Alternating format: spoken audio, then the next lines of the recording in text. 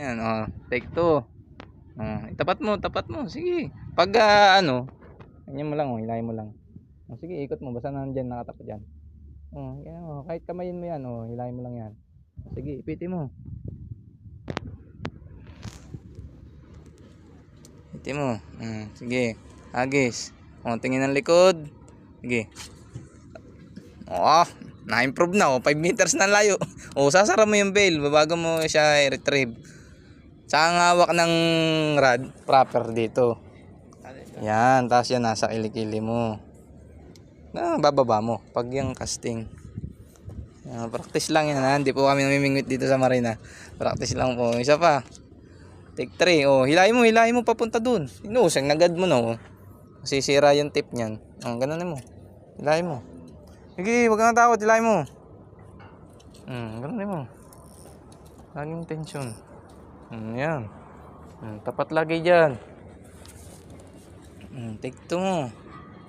Ulit. Sige, buksan mo yung bell. Ipitin mo ng daliri mo yung line.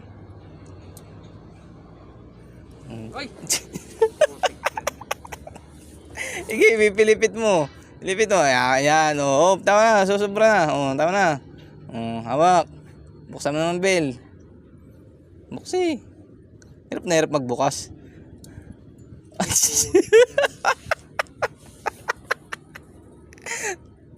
Sige. Sige, hawak mo lang. Mali kasi hawak mo. Sige, yan. Sige, sige. Pwede yun. Hilahin mo. Para hindi ka mahirapan. Yan, hilahin mo yan. Yan. Sige, kahit nasan yan, kahit saan nakaano, pwede mo siyang ipitin o buksan. Hawakan mo lang yung line. Sige, agis. Titingin lagi sa likod. Baka may sabitan. Oh, yan. Pwede na yan. 5 meters. So, pwede na yan. Oh, sara. Wag mo kakalimutan isara yung bell. Oh, yung proper na paghawak. Kanan mo dito mo yung kaliwa mo dito mo. Yan. Dito, nakaganto. Yan. Pag casting, siyempre lagi nakatutok sa ilalim ng tubig. Aywa. Tama. Sige. Tama, ipit mo sa daliri mo. Yan, buksan mo yung bell. Oh, hagis.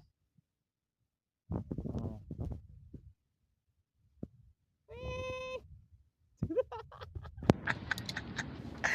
Tayo.